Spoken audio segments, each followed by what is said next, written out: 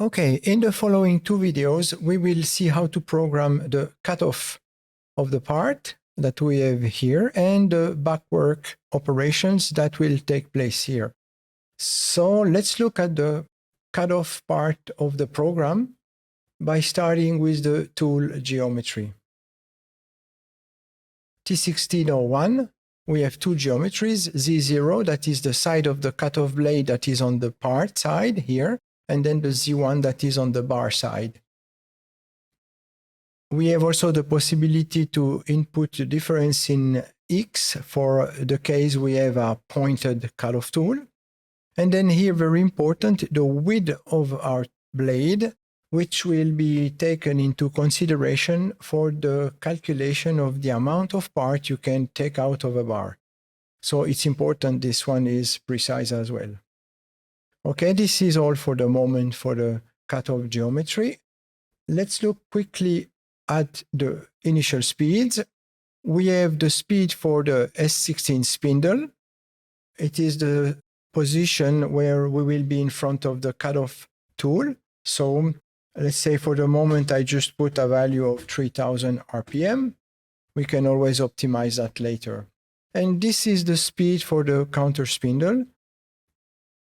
I will change that later also when we come to the counter spindle part of it.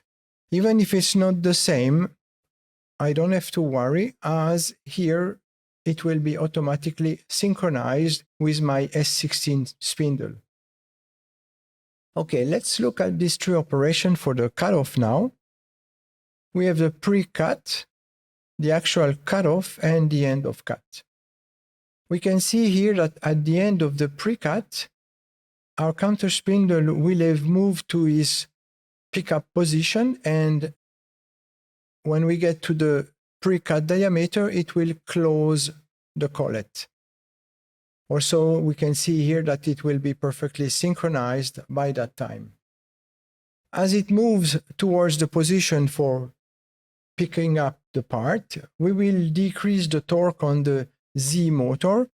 Should there be any problem with the previous operation and there be a collision, we would do no damage to the collet or the ball screws or any elements of the machine, as we would be moving with a reduced torque. This is the first control we do. So let's put a value now for the pre-cut. We have a default value of 10 millimeter in diameter with the feed that we have into our variables in the beginning of our program here.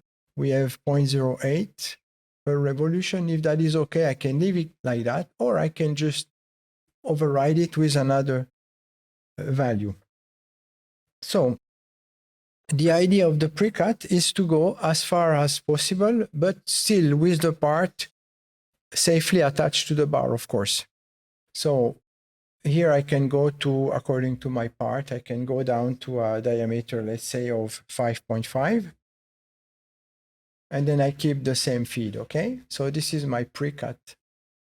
So once my cutoff tool arrives at a diameter of 5.5, the pickoff spindle will be perfectly in place and clamped. Then here, I have a 0 value, so the cutoff tool comes to the center by default. I don't have to go that far in our case because we have a part with a through hole that has a diameter of 4. So let's say, if necessary to gain time, I can always change this with a value of, let's say, 3.5. I just go past the diameter of my hole, make sure I separate my part. And for the time being, I can leave the feed at 0.08 as we have into this variable. Okay, so now, once my cutoff is finished and my part is separated from the bar, again, we have a torque limiter, and we will be retracting our counter spindle a little bit, and this will be checking if our part has been actually separated from the bar.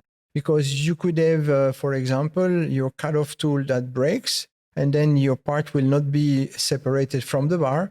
So this is how we check if the part has been properly cut off. And then we retract, and we will do several functions to bring the counter spindle to the position to start our counter operation. And this we will look at that in the next video. That's all for now.